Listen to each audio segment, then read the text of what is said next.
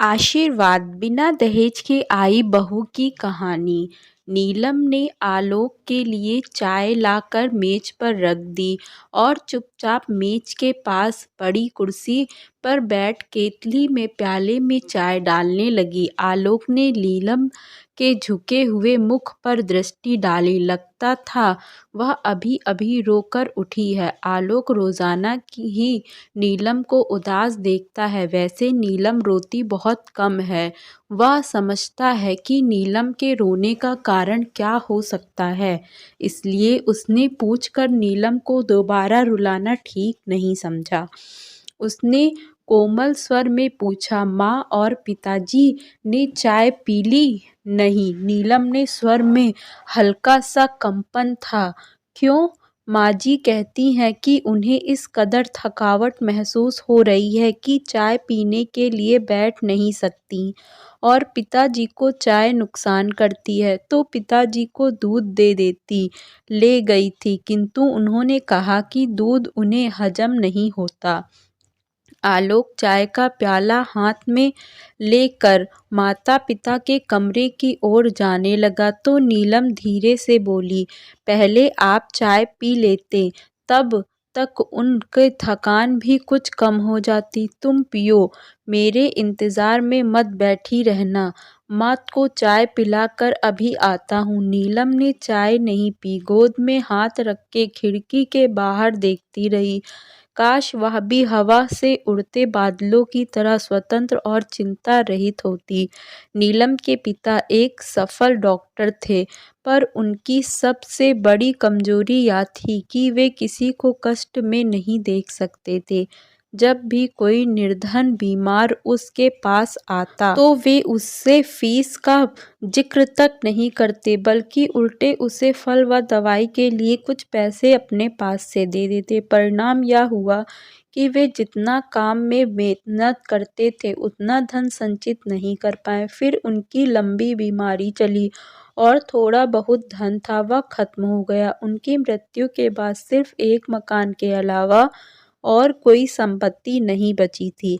अब से बड़ी बहन होने के नाते नीलम ने घर का भार संभाला, अपना कर्तव्य समझा। उसने एक स्कूल में अध्यापिका की नौकरी कर ली।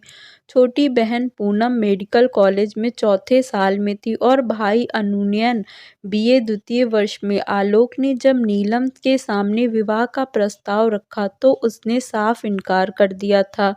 उसका कहना था कि जब तक पूनम पढ़ाई पूरी कर ले, कमाने लायक नहीं हो जाती, तब तक वह विवाह की बात सोच भी नहीं सकती। इस पर आलोक ने आश्चर्य दिखाया था और विवाह में कुछ खर्च न होने देना और विवाह के पश्चात भी नीलम अपना वेतन घर में देने के लिए स्वतंत्र होगी।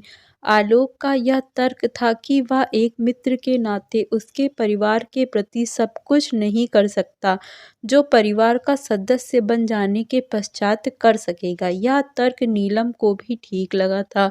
कभी कभी अपनी चिंताओं के बीच वह खुद को बहुत ही अकेला व असहाय पाती।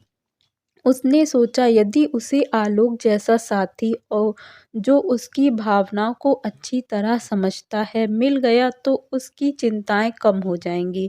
फिर भी नीलम की आशंका कि अकेली संतान होने के कारण आलोक से उसके माता पिता को बहुत सी आशाएं होंगी और इसीलिए शायद उन्हें दहेज रहित लड़की को अपनी बहू बनाने में आपत्ति हो सकती है। पर आलोक ने इस बात पर भी टाल दिया था। उसका कहना था कि उसके माता पिता उसे इतना अधिक प्यार करते हैं कि उसकी इच्छा के सामने वे दहेज जैसी बात पर सोचेंगे भी नहीं। आलोक के पिता प्रबोध राय एक साधारण ऑफिस एस्टेट में हैसियत से ऊपर न उठ सके थे। आलोक उनकी आशाओं में से बहुत अधिक उन्नति कर गया था। घर में रहन सहन का स्तर भी ऊंचा उठ गया। आलोक सोचता था कि उसके माता पिता उसकी अर्जित आय से ही इतने अधिक संतुष्ट हैं कि नीलम के वेतन की आवश्यकता अनुभव नहीं करेंगे। यही उसकी भूल थी जिसे वह अब समझ पाया था। उसके माता पिता ने पुत्र का विवाह बिना दहेज लिए केवल इसलिए किया था कि बहू अपने वेतन से वह कमी पूरी कर देगी। अब उनकी वह आशा पूरी नहीं हुई तो वे क्षुब्ध हो उठे। उन्हें इस भावना से जकड़ लिया कि उन्हें धोखा दिया गया। आलोक कमरे में पहुंचा तो उसकी माँ सुमित्रा अपने पलंग पर लेटी हुई थी। प्रबोध राय पास ही पड़ी कुर्सी पर बैठे समाचार पत्र देख रहे थे। आलोक बोला, माँ, नीलम कह रही थी कि आप थकान महसूस कर रही हैं। चाय पी लीजिए, थकान कुछ कम हो जाएगी। रहने दे बेटा, चाय के लिए मेरी तनिक भी इच्छा नहीं। तो बताइए फिर क्या लेंगी? नीलम पिताजी के लिए मौसमी का रस निकाल रही है, आपके लिए भी निकाल दे? रहने दे, मैं रस नहीं पीऊँगी। मैं तेरी माँ हूँ। क्या मुझे अच्छा लगता है कि मैं अपने खर्च बढ़ाकर तेरे ऊपर बोझ बन जाऊँ? क्या करूँ? उम्र के मजबूर हूँ। अब काम नहीं होता तो फिर क्यों नहीं नीलम को रोटी बनाने देती? वह तो कहती है कि सुबह आप दोनों के लिए पूरा भोजन बनाकर स्कूल जा सकती है। कैसी बातें कर रहा है आलोक? 7 बजे का पका खाना 12 बजे तक बासी नहीं हो जाएगा। तूने कभी अपने पिताजी को ठंडा फुल्का खाते देखा है? फिर एक ठंडी सांस के माँ बोली, माँ बाप पुत्र का विवाह कितने अरमानों से करते हैं। घर में बहू आएगी, रौनक आएगी, शरीर को आराम मिलेगा। फिर एक और लंबी सांस छोड़कर बोली, खैर इसमें किसी का क्या दोष, अपना अपना समय है।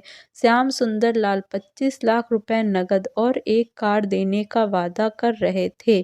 कैसी बातें करती हो माँ? जो लड़की इतनी रकम लेकर आती, वह क्या आपको रस निकाल कर देती? कार में उसे फिल्में दिखाने और शॉपिंग कराने में ही मेरे आधे से ज़्यादा वेतन स्वाहा हो जाता। ऊपर से उसके उलाहने सुनने को मिलते। उसके मायके में तो इतने नौकर चाकर काम करते थे। और माँ, यदि मेरा विवाह अभी हुआ ही ना होता तो क्या होता? अभी यदि नीलम कुछ लाई नहीं तो वह अपने ऊपर खर्च भी तो कुछ नहीं कराती।